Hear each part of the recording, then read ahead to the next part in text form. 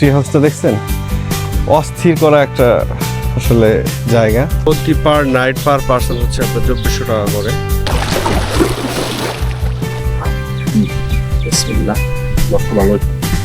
তো ফাইনালি আমাদের দ্বীপে এসে আমরা পৌঁছাইলাম। সো আজকে রাতটা আমাদের এরকম ট্রি হাউসে আমরা কাটাবো। ট্রি হাউসটা দেখতে পারতেছেন, এই ট্রি হাউসে আমরা আজকের রাতটা কাটাবো।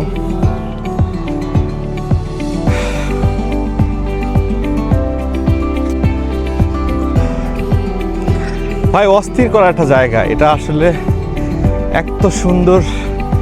মানে আমি মাত্র নেমে আমি চিন্তা করলাম যে এই সুন্দর স্পটের একটু ভিডিও আমি আগেই নিব।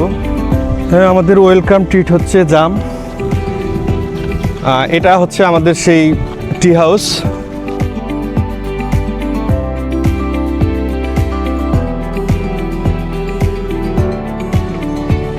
সেই লেভেলের ভাই, ট্রি হাউসটা দেখছেন, অস্থির করা একটা আসলে জায়গা, খুবই সুন্দর। দেখেন মানে কি একটা চমৎকার স্পেস, আর এত বাতাস। হ্যাঁ, এটা আসলে আপনাদেরকে বোঝানো যাবে না, খুবই সুন্দর। আর এরকম ট্রি হাউস থেকে বসে, এখানে বসে বিকালে যে মনোমুগ্ধকর পরিবেশ, সেটা উপলক্ষণ করা একটা অন্যরকম প্রশান্তি।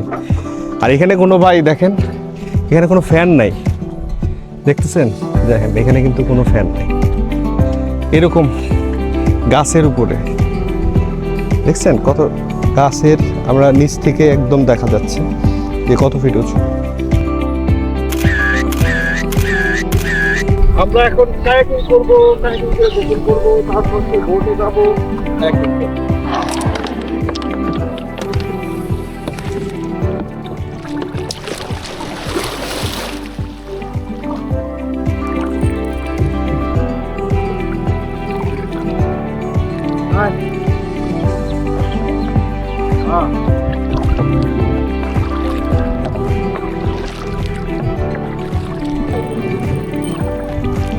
ওই যে ওইখানটাতে, এটা হচ্ছে গাংসিল আইল্যান্ডের যে ট্রি হাউস। খাবারের জন্য আমরা প্রস্তুতি নিয়েছি অলরেডি, মনে হয় 4টা বাজে না?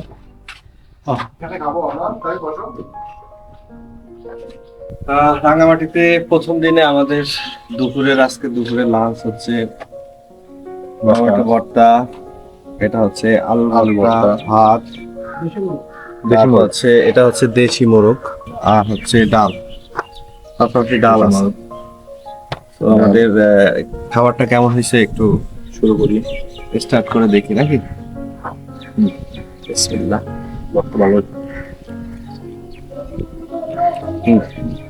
সবাইকে শুভ সকালে শুভেচ্ছা জানিয়ে আজকের দিনটা ভালো কাটবে আশা করি।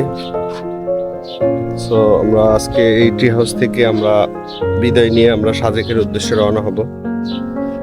সো সাজেকের সুন্দর সুন্দর ভিউগুলো আপনাদেরকে দেখানোর চেষ্টা করব। তবে আমাদের ট্রি হাউসের ট্যুরটা আসলে অসাধারণ ছিল।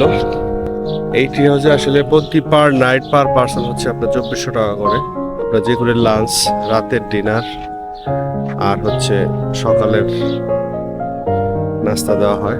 নাস্তাতে মেবি কিছুই। অসাধারণ মনোমুগ্ধকর ভিউ।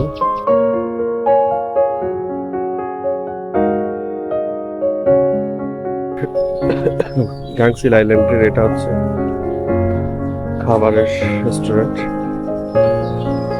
এখানে আপনি 3 বেলা খাবার ইনক্লুডিং পাবেন।